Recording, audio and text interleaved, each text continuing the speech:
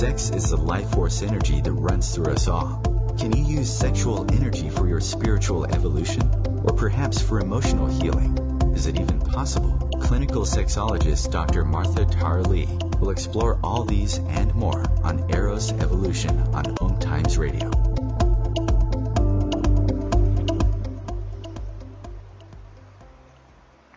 Hello, and welcome. Hello, and welcome to Eros Evolution. This is where sexuality and spirituality meets. My name is Martha. I'm a clinical sexologist based in Singapore, and I'm from Eros Coaching. That's eroscoaching.com. And I've been away for a month, and I've been in Sydney, and I was part of the Really Good Sex Festival there. I ran my own workshops the second week, took a break the third week, and on the fourth week, I attended the retreat that Really Good Sex Festival put up called Into the Wild. And so it's been really wild. I just got back to Singapore 2 days ago, and so I'm back hosting my own radio show instead of having guests coming in.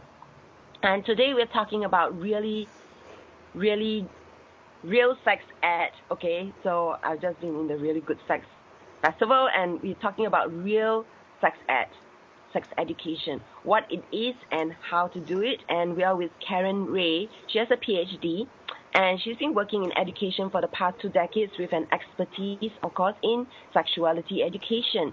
She has a PhD in educational psychology from UT Austin, where she focused on ethics education and the choices that adolescent mothers make. She founded Unhushed in order to open conversations about sexuality in the home, and she works locally with many private schools, namely with the American Journal of Sexuality Education and the Center for Sex Education, and internationally with the UNFPA. And her books include Breaking the Hush Factor, 10 Rules for Talking with Teenagers About Sex. And she has an upcoming book called Girl, Love, Sex, Romance, and Being You. She's passionate, as you probably can tell, about comprehensive sex education to people of all ages and stages with sensitivity and a touch of humor. And you can find her at KarenRayne.com. That's RAYNE. And her website for the book is breakingthehushfactor.com. So welcome, Karen. Hi, Martha. Thank you for having me on.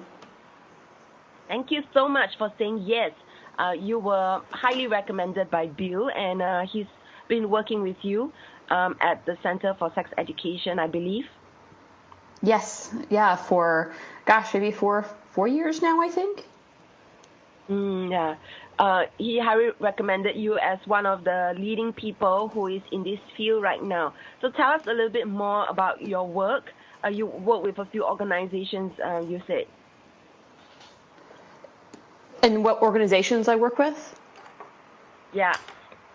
Yeah, I work with really different organizations, which is part of what I think is so much fun about my work. I work with religious organizations to help them craft and create and sometimes give comprehensive sexuality education in their churches. And I do that through the Unitarian Universalist Association, but also individual churches. And then I do work for, like you mentioned, the UNFPA, where I've done a variety of things, including writing curriculum for local offices, like I was in Zimbabwe 2 years ago. And then I've also done some meetings with them in Washington, D.C.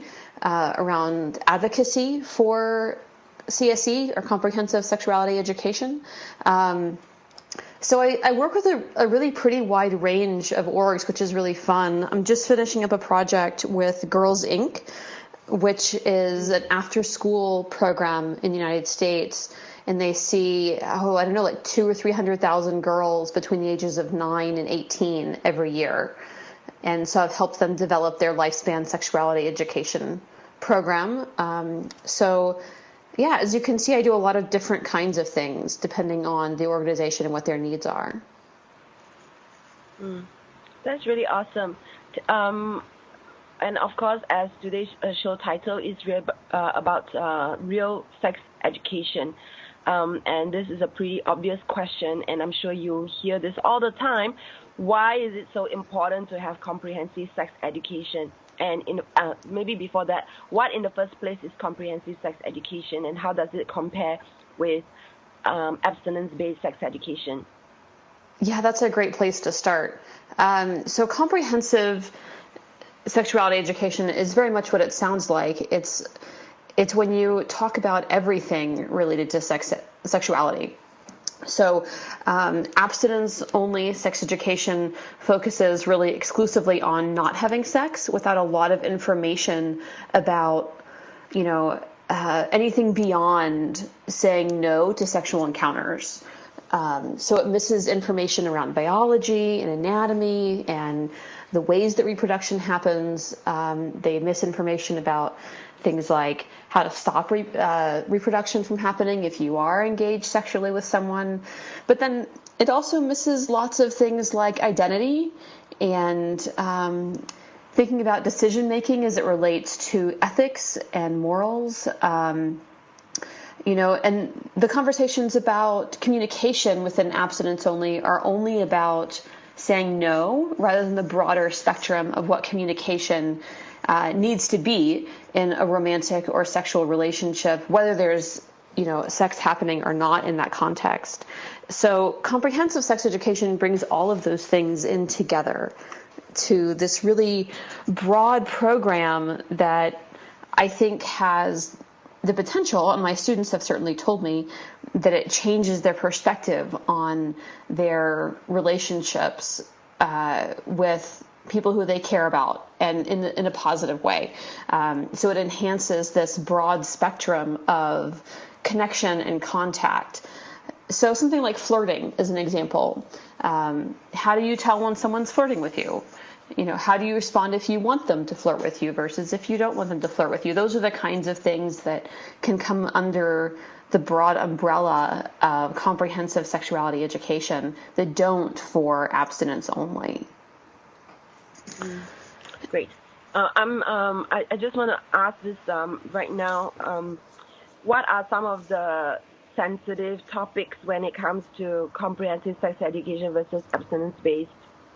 Let's say in the context of Singapore, GLBTQ issues are sensitive. The moment you mention homosexuality, the public goes into an outrage and assume that talking about homosexuality is equals to promoting homosexuality, and that's a real trigger for religious groups in Singapore here. So I wonder whether that is the same in your work. It really varies around the world, as you would expect, Martha. So, and the United States is in some ways like a small mini world. So, here there are places where it's very welcomed and expected that when you talk about sexuality, you're going to talk about it in the context of a range of sexual orientations and gender identities. And then there are places where, as you've experienced in Singapore, they are not welcoming to that kind of dialogue. So I live in Texas, where the general perspective is very conservative. And so I don't work in the public schools here in Texas because they are abstinence only, and they're not willing to bring in open dialogue about sexual orientations or gender identities. Texas is actually trying to pass a law right now where students who are transgender or gender nonconforming would be legally required to use the bathroom associated with the sex they were assigned at birth rather than their gender identity, which is, of course, such a problem and so damaging. So a lot of my work is national in scope or through the private school systems. So, I work definitely in I experience a range of perspectives on LGBTQ issues. So that's obviously very a trigger for many people. The other topics that would be triggering in comprehensive sexuality education are conversations about consent, surprisingly, can be very conservative. And so you would think that would not be controversial, but part of consent education in its broadest perspective is to give people the tools with which to both say yes and to say no.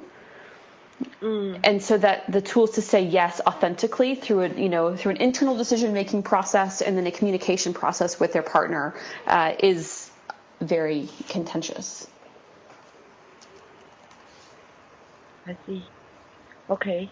So we're going to go into break in 2 minutes. Could you just briefly answer, maybe we'll continue that conversation after the break, is what is the importance of comprehensive sex education? Oh, briefly? I'll try. Everybody has a body, and they need to know how it works, and they need to be empowered to use it in the ways that feel good to them, and to be able to keep it from being used in ways that doesn't feel good to them, because it's their only body, and it only belongs to them.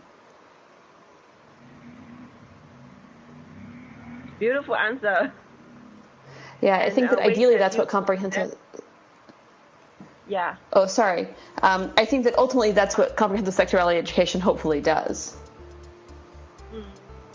Oh, okay, we have a break now. So we'll come back and until all the different layers of this when we come back. I'm with Karen Ray, and you can find her at KarenRay.com.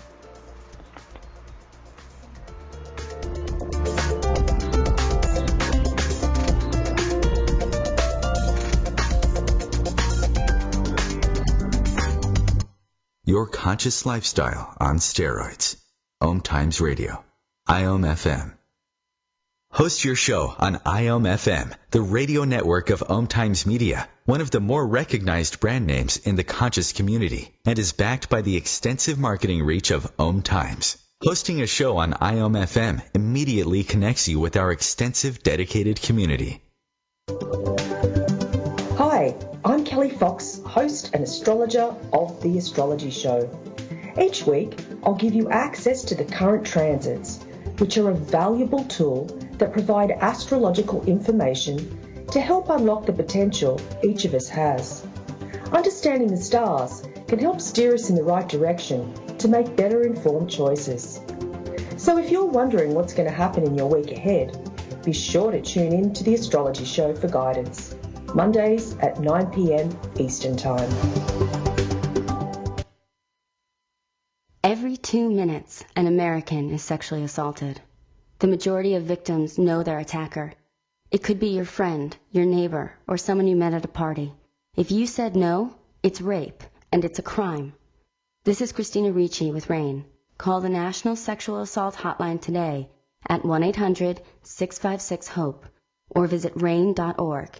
That's RAINN.org. Brought to you by Rayne and this station.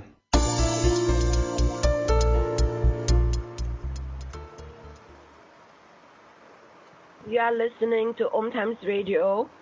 You are listening to Eros Evolution on the OMTimes Radio Network, and you can share this show with your friends by going to the link omtimes.com/mobile. With this link, you can listen to the show without needing to download any app.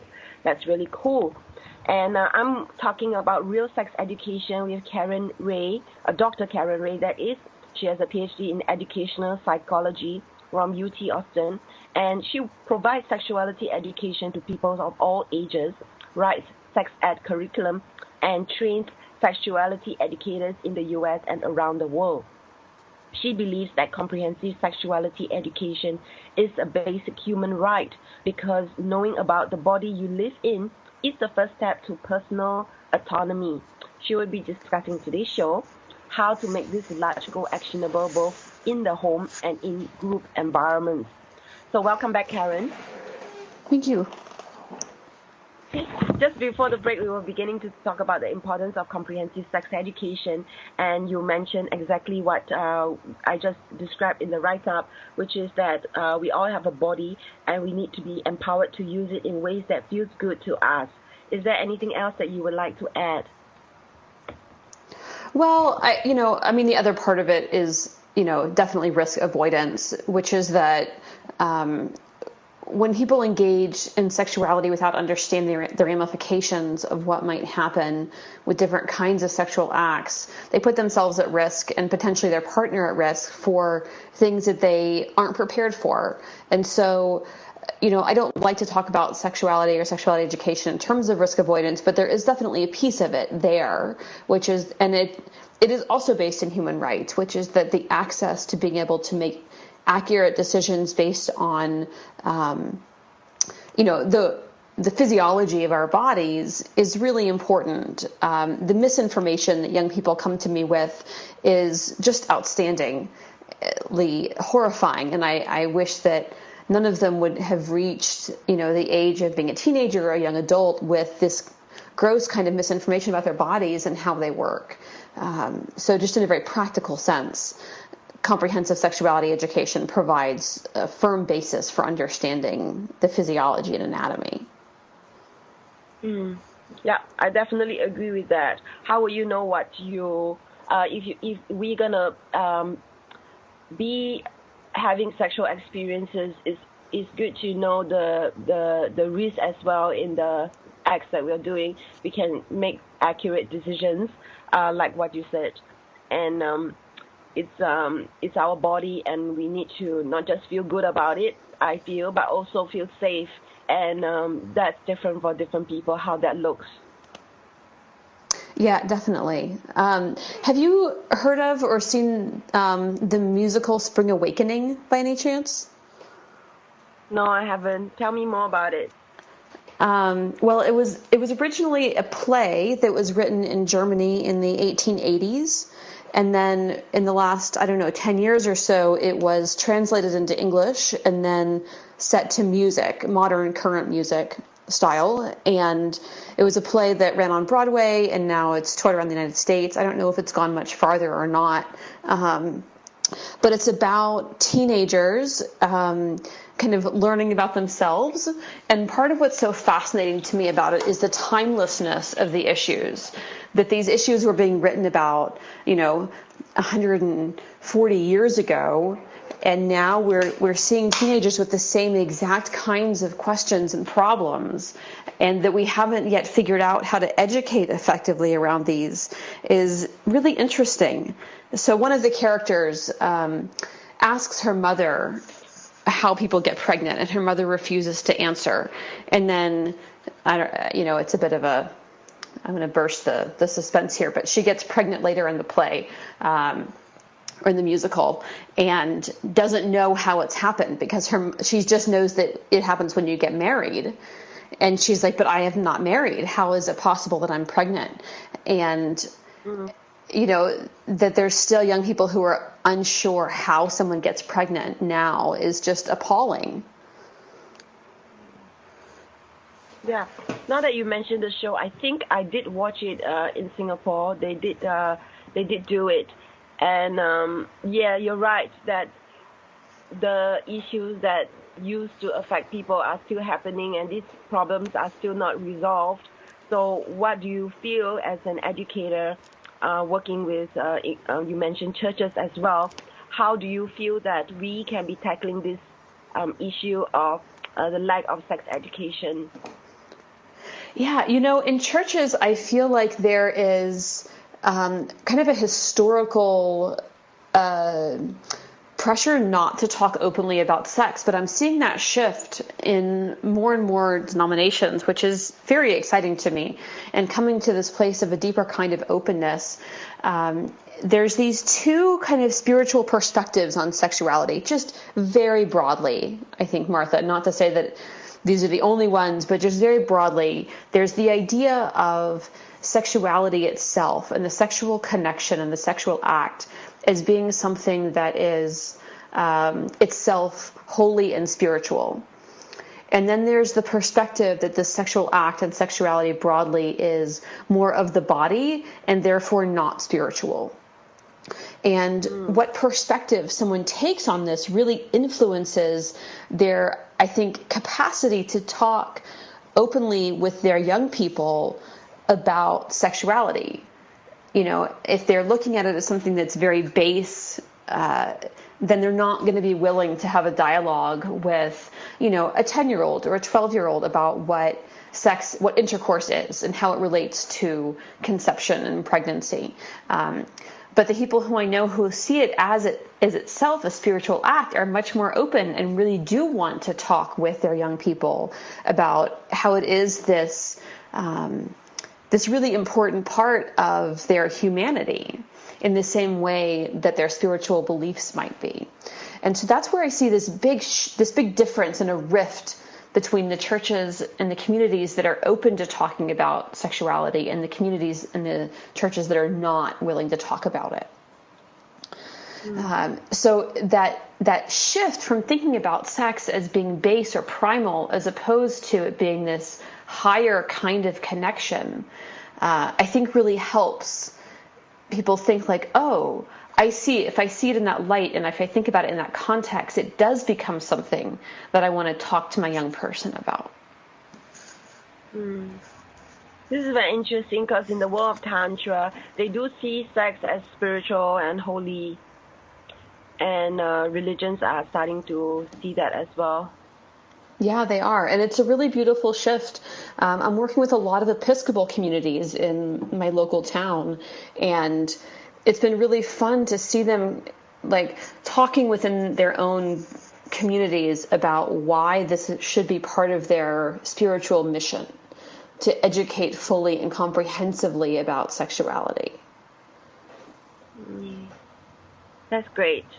And besides working with churches, you also work with parents and adults. So how can we as a society begin to support comprehensive sex education? Well, so there's like the cultural or like systemic kind of support, and then there's the individual like one-on-one support that they can offer in their own context, in their own families and communities. Martha, one of my goals professionally is for all people in the entire world to have someone that they can talk to about sexuality and get honest, accurate information from. And so obviously I can't be that person to everyone as much as I would love to be. And so a big part of my mission is to help other people become that person for the people in their communities. And so that's what actually my book is about, Breaking the Hush Factor, is that it's about how young people can benefit and how adults can come to them what perspective they should use. I don't really talk so much about what to say in the book, but I more frame the context of how to even begin a conversation. And the first 4 of the 10 rules are about the adult themselves and preparing themselves for having an effective conversation with young people, because navigating their own nuances and being clear about themselves is really a first step before they're able to engage, I think, effectively with a young person on the young person's terms. So this book is suitable for teenagers or adults? It's designed for adults to read as they are considering their own perspectives and their conversations. I have the book that's coming out this summer through the Imagination Press, which is part of the American Psychological Association, is designed for older teen girls. And then I also have a book coming out with DK publishers in their London house.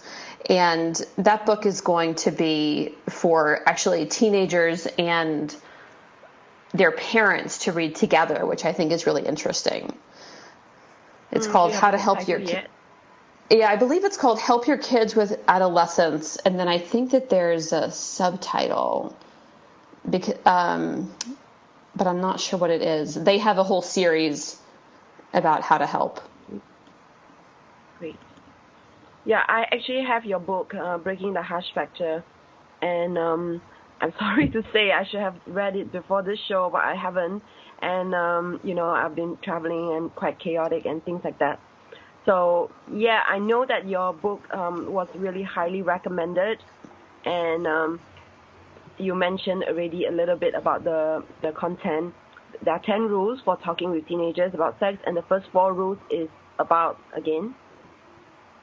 The first 4 rules are really about the adult themselves and how they can kind of think through their positioning and what they need to do to bring to the conversation. So the first rule is know yourself.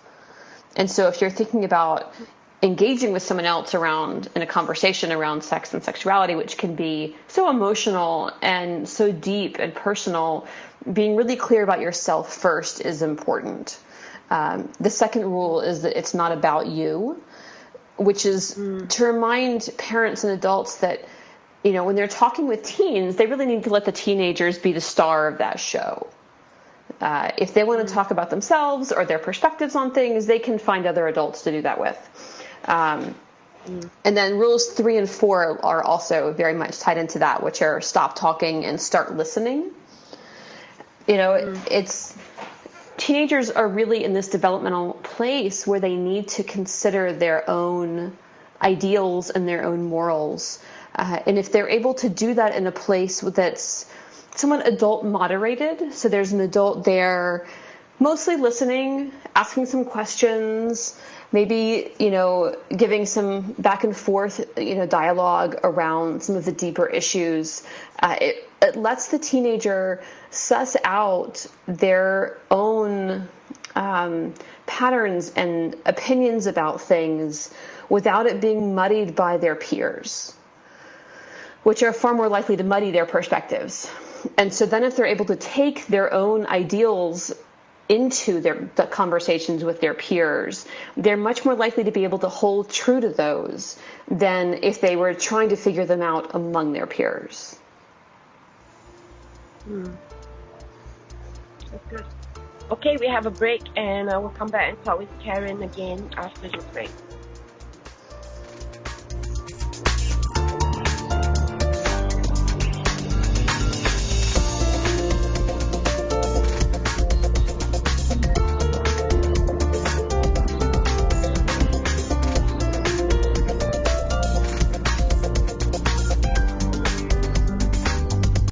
Free your mind with OMTimes Radio, IOM FM.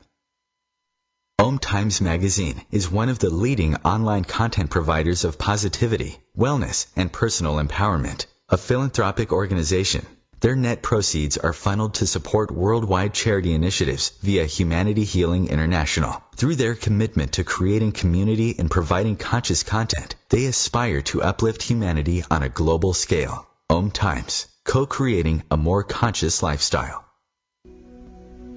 Hi, this is Julie Geigel. And I'm Susan Schuler. And I'm Lori Walker. And we are the Psychic Angel Channelers from Angel Talk Tuesday. Tune in every week at 10 a.m. Eastern on OMTimesRadio.com. The angels have heard your call and are here to help. Are you ready to receive? Bathe in the beautiful vibrational frequency to help you heal, expand, and remember your magnificence with Angel Talk Tuesday. What's up? This is Brad and Mike from Lincoln Park for LifeBeat, the music industry fights AIDS.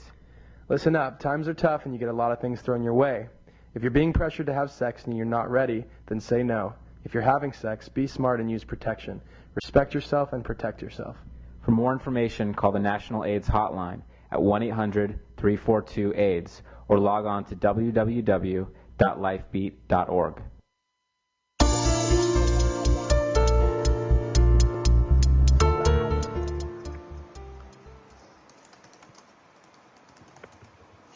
And welcome back to Arrow's Evolution. This is where sexuality and spirituality meets. We're talking about real sex education, what it is, and how to do it with Karen Rayne today. And her website is KarenRayne.com. That's R-A-Y-N-E. She has a first book that has already been published, and it's called Breaking the Hush Factor. She's working on 2 other books right now. And you can actually download her first book at hushfactor.com. So this book is actually free to download, and Karen is passionate about what she does for a living, and this book has been highly recommended.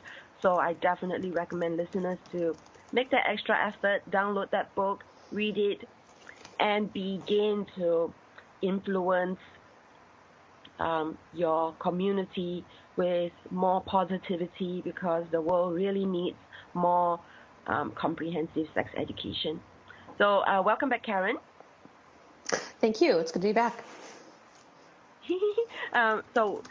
We were beginning to talk about the 10 rules that you have about talking with teenagers about sex, and you went through 3 of them so far. First one is to know yourself, to understand your own biasness and maybe sexual attitudes. The second is because this is a conversation with someone who is seeking probably support. It's really not about you. And the third, to stop talking and to start listening. So stop talking and start listening are separate rules. Got it. And do you want to cover the other rules? Sure. I think they're pretty fun and unique. One of the things that I think is special about this book and these rules, like I mentioned, is they're really talking about how to have the conversation regardless of what your perspective is. Because what it's really encouraging is that parents see the young person's perspective, or adults, any adults, including people who are mentoring or other kinds of interactions, are seeing the young person's perspective as what guides the dialogue and guides the need. So the second group of rules is number 5 is you get one question. And this is about not barraging the person you're talking with questions. I think that this is a mistake that lots of adults can make when they're emotional or upset. And it's the kind of thing where maybe you find a condom, or maybe you find a mention or find a reason to think that your child might be gay, or whatever it is that you find. And the questions just start coming. Where did you get that? Why do you even have it? What are you going to do with it? What were you planning? I can't believe that you blah, blah, blah, blah, right? It can be very overwhelming. And it really shuts down effective communication and effective dialogue. So this one question rule is about the parents or the other adult thinking through what is going to be the most effective question for that space. It gives the young person time to think through what they want to say and to potentially say some things while the adult is pondering their question. And wanting it to be an open-ended question, instead of something that's closed, that just is going to end the conversation. So that's number 5. And then number 6, do something else. This is a pretty standard recommendation, right? If you're a parent and you want to talk to your teenager, do it in the car when neither of you don't have to look at each other and you're going somewhere. Or do it while you're playing a video game. And it's a great recommendation. It's one of those standards that helps with many things. Ideally, it's something that the teenager enjoys doing so that they can have some buy-in to the process.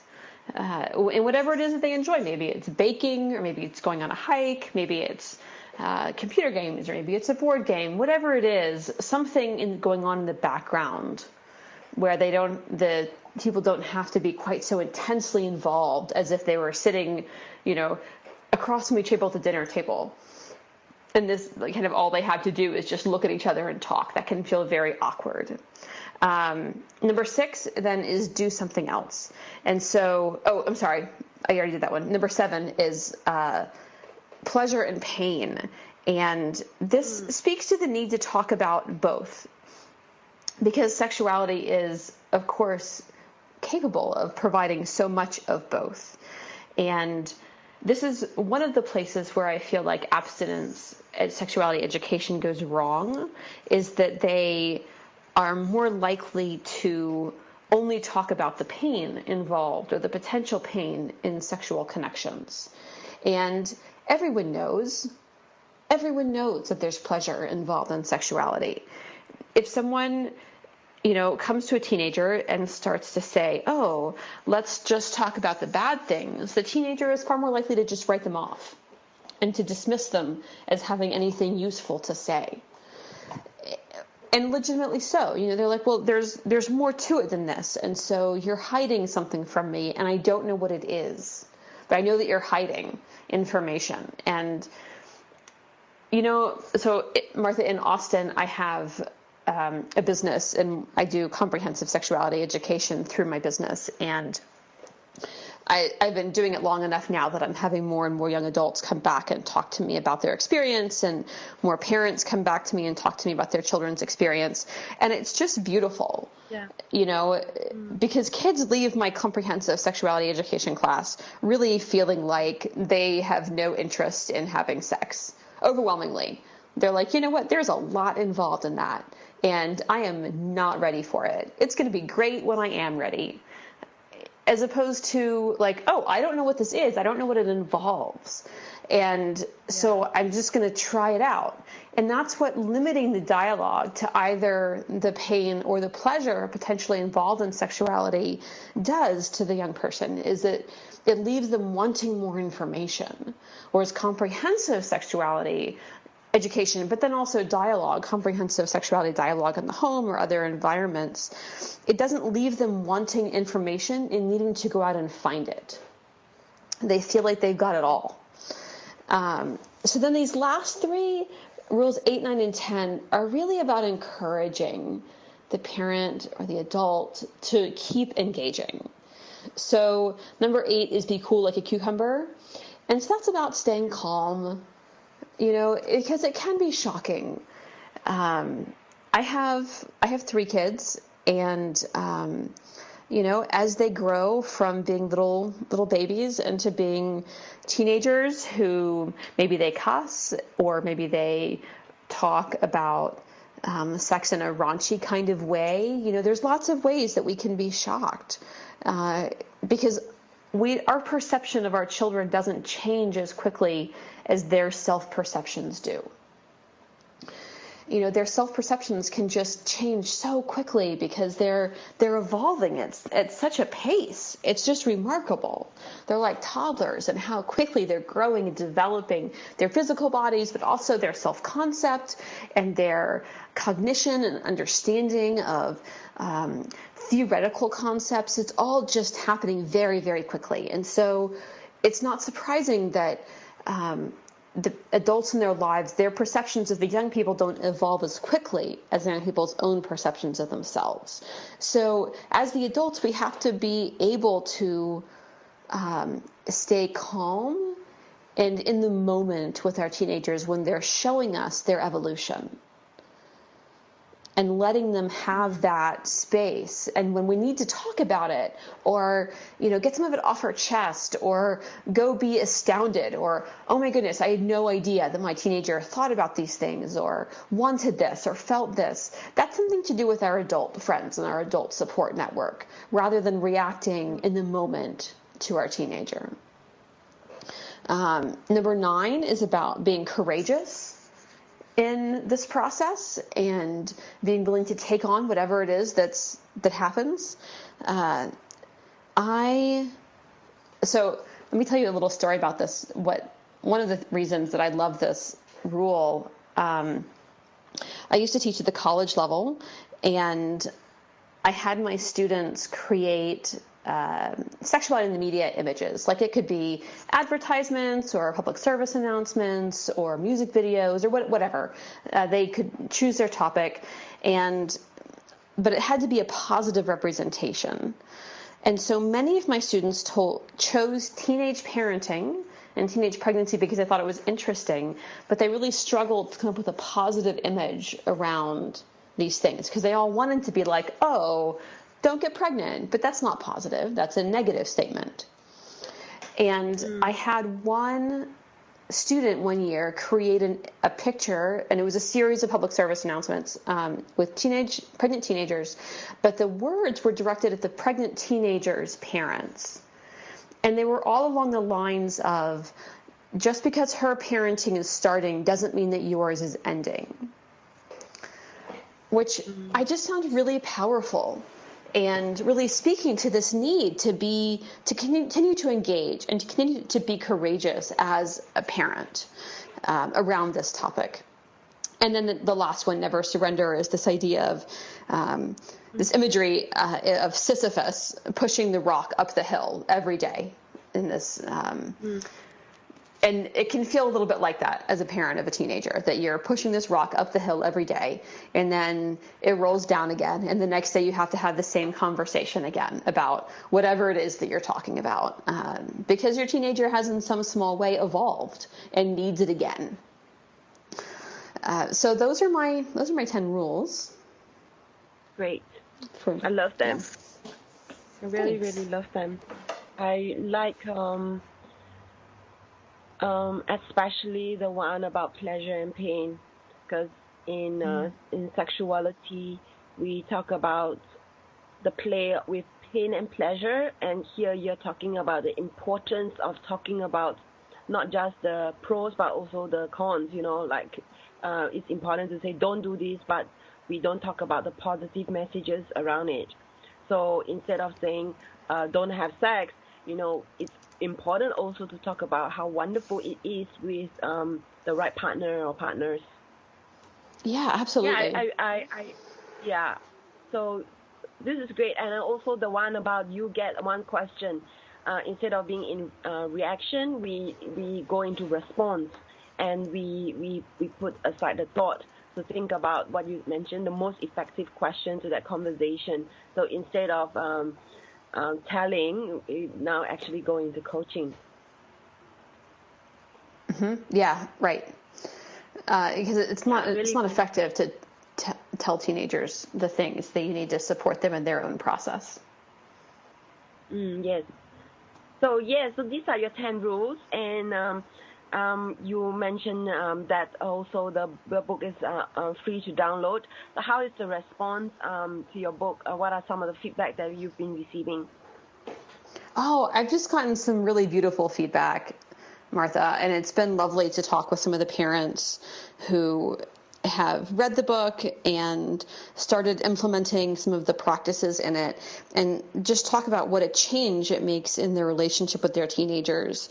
It opens things up, and it might take some time to open things up because a teenager has to learn to trust that this is the new way that you're talking about sexuality, rather than just like a one-off kind of mistake.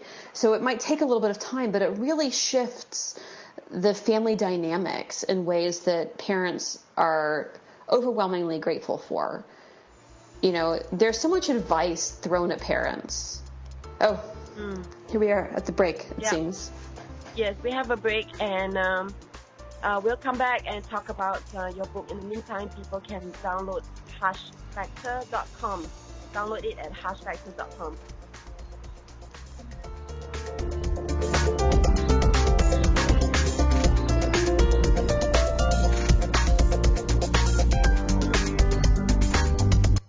Bringing you the best of the conscious minds in the world.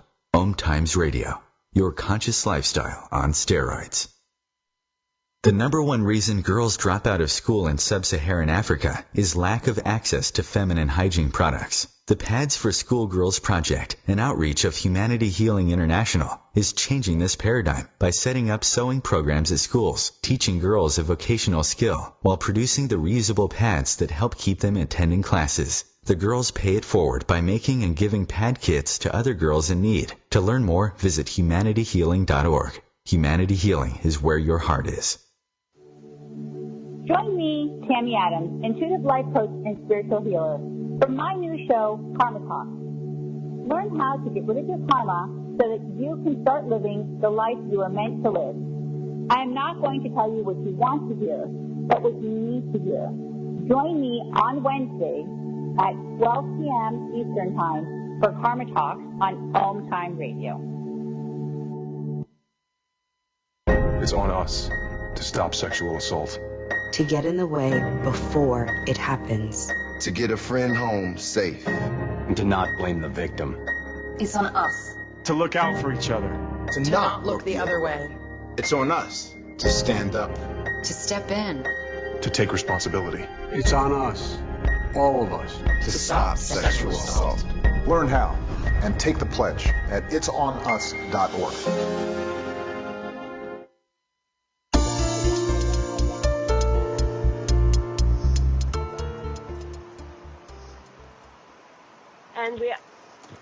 And we are into the last 15 minutes of today's show. This is Dr. Martha Tara Lee. I'm a clinical sexologist in Singapore and starting to travel around the world, including Australia. And you can find me at eroscoaching.com. That's EROS coaching.com.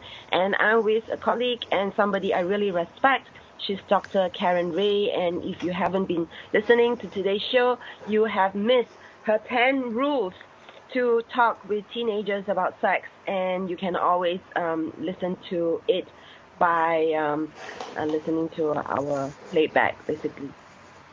And so we want to talk with Karen and find out from her what other services do you have? What are some of the services that you provide, Karen? Yeah, so of course I write curriculum. And one of the curriculums that I'm working on right now that I'm the most excited about is my own, that will be available to schools and churches and any other organizations, homeschooling groups, really whoever is interested in it, starting this summer at unhushed.net. And it's going to be so exciting, Martha. You know, usually when I write curricula, it's bound in some way, right, by the needs of the organization, which makes sense. Every organization is going to have different needs that they have. But what this curriculum does is it provides a really comprehensive, very wide-ranging, list of activities and projects that people can do with middle school students. This is for grades really 7 and 8. So like 12 to 14 maybe, that covers really everything about sexuality that's appropriate for this age group to be learning. And what I'm most excited about this is that it's going to be available exclusively for download. We might ship people copies as a special service if they would like, but most people I think will be downloading it and then printing it themselves. So it's more accessible worldwide, and then it's going to be updated. So when you have a print something, it's very hard to keep up with the changes in technology, for example. When you're talking about social media, it quickly becomes irrelevant. But this curriculum will be able to stay on point because it'll be online, and we'll be able to update lesson plans fairly regularly. And so people will buy a subscription to it, and then they can continue to access it for years afterwards for a small fee. So I think that that's going to be really fun. And that will be available at unhushed.net. There's currently a place there for you to go sign up for the mailing list, and I'm happy to email you information about it as it comes available. And then, soon after it's done, we're going to start working on the high school version for older teens, and then we'll do like a preteen version as well. And people are asking me already for a parent class to go with each of those. So it's going to become this really robust program, I think, and that's where a lot of my professional excitement is right now. Yeah. I can definitely sense that you are really passionate about this, and it sounds fabulous, that people can go download and engage with you and see it being co-created, being updated and things like that. Yeah, and then I'll go and do trainings on it. So if a school wants to implement the program, but they don't have anybody they don't have anybody on their staff who is prepared to present it, I can go and I can help them become prepared and feel ready to teach the curriculum about sexuality. So that's going to be really exciting, I think. And then in addition to that, I also do all kinds of consulting work with different organizations and with individuals. So I meet with parents one-on-one to talk about needs that they have in their family lives to help the communication around sexuality grow a little more freely. So I've had parents contact me when there's a crisis, for example, when one of their teenagers becomes pregnant, or one of their teenagers' partners becomes pregnant, or there's a positive STI result. So when the parents suddenly realize, like, oh, I need some help here, I definitely work with those parents on the phone and via Skype. And then I'll also do work around kind of more maintenance things. So for parents whose young people are just kind of coming of age and they're like, oh, I really want to make sure that this conversation is framed positively and openly in my home. We'll just hop on the phone for an hour and talk about how to do that effectively given their dynamics. That's wonderful. Okay, so for listeners out there, you've heard what Karen is offering. She has a free downloadable book for all of you listeners, Breaking the Hush Factor, 10 Rules for Talking with Teenagers About Sex, and you can find it at hushfactor.com. And she's talking about her curriculum that is going to come out, and that is going to be available for schools and churches to purchase, and there will also be training that should be offering parents, and that will be available at unhushed.net. She also mentioned that she provides services, including training, and she does provide support as well to parents, and she's available face-to-face and also via Skype. She's in Austin, Texas, by the way, in case you haven't caught that in the show today. So is there anything else that you would like to add and share with listeners out there for today, Karen? I think that this is a topic that's really touchy, and if we all just pull together and feel the importance of it, I think that that's really the final message, is that, it is hard, especially talking cross-generationally, to be able to do this work. And it's something that all young people need at least one adult in their lives who are able to do it. And it doesn't have to be something that you're comfortable with even. One of the things I tell parents all the time is it's okay to admit you're uncomfortable, to say to your teenager or your child, this topic is not something I'm comfortable with, but I feel like it's really important, and so I'm going to push through the discomfort. I just wanted you to know, claim it, own it, recognize that it's uncomfortable, and continue to move past it. And engage, don't let that stop you from engaging. Beautiful. Thank you so much for sharing all this, and thanks for coming onto today's show. And be sure to check out Karen's work at KarenRayne.com. That's RAYNE. And so I just want to take the remaining time that we have to talk a little bit about, I guess, my travels and my work as well. So I'm planning to go to Penang in March, and I'm calling it A Play Love. And in this retreat of a week, it's going to be one where people can engage with me. We hang out and we run mini workshops on relationships, on healing our challenges when it comes to communication. And that will be happening in Penang, Malaysia. And it's a beautiful place. It's a historical city in the first place, and of course there's lots of local food. So that's a great way to hang out with me and chill. So I have that happening in Penang, and then I'm also having another event in Bali for a week in April, and that's going to be a clothing optional, sexually explicit workshop retreat experience where people will be able to learn how to give vulval, anal, penile massage, and also techniques like blowjob, kissing, touch, tantra. So it's going to be experiential.